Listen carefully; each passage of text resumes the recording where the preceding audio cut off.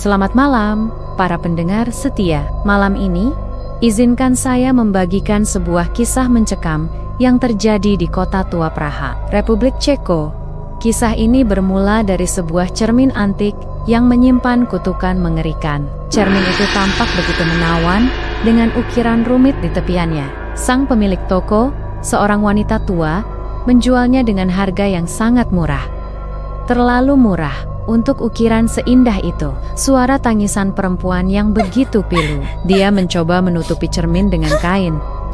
Namun keesokan paginya, kain itu selalu tergeletak di lantai. Bayangan itu kemudian mengangkat tangannya dan mengetuk cermin dari dalam.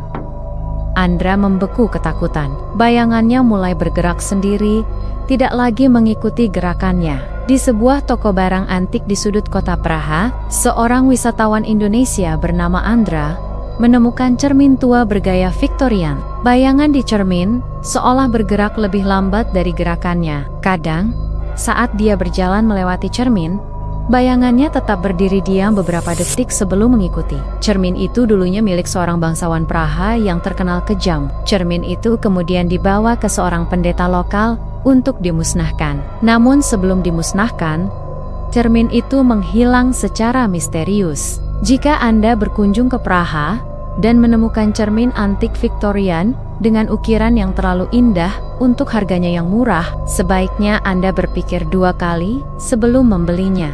Bayangan itu perlahan berjalan mendekatinya, sementara Andra yang asli terkunci di dalam cermin, menggedor-gedor permukaan kaca dengan putus asa. Dia menggunakan cermin tersebut untuk menjebak roh-roh yang dia kurung sebagai koleksi pribadinya. Andra membawa cermin tersebut ke apartemen sewanya. Malam pertama, dia mulai merasakan hal-hal aneh.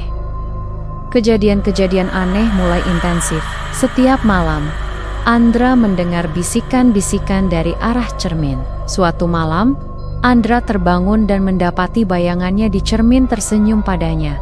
Padahal, dia tidak tersenyum. Penasaran dengan asal-usul cermin ini, Andra menyelidiki dan menemukan sejarah kelam di baliknya. Situasi semakin mencekam ketika Andra mulai melihat wajah-wajah asing muncul di cermin, menatapnya dengan mata kosong dan mulut menganga. Mereka adalah roh-roh yang terjebak, memohon pertolongan dalam diam yang memilukan.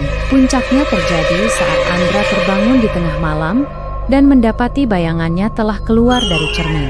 Berdiri di sudut kamar, menatapnya dengan pemilik apartemen mendengar keributan dan menemukan Andra yang pingsan di depan cermin. Konon, cermin terkutuk itu masih berkeliaran di Praha, berpindah dari satu toko antik ke toko lainnya, mencari pemilik baru yang akan menjadi korban kutukan berikutnya. Terima kasih telah mendengarkan kisah ini. Jangan lupa like, subscribe, dan bagikan channel ini ke teman-teman Anda. Sampai jumpa di kisah mengerikan berikutnya. Selamat malam.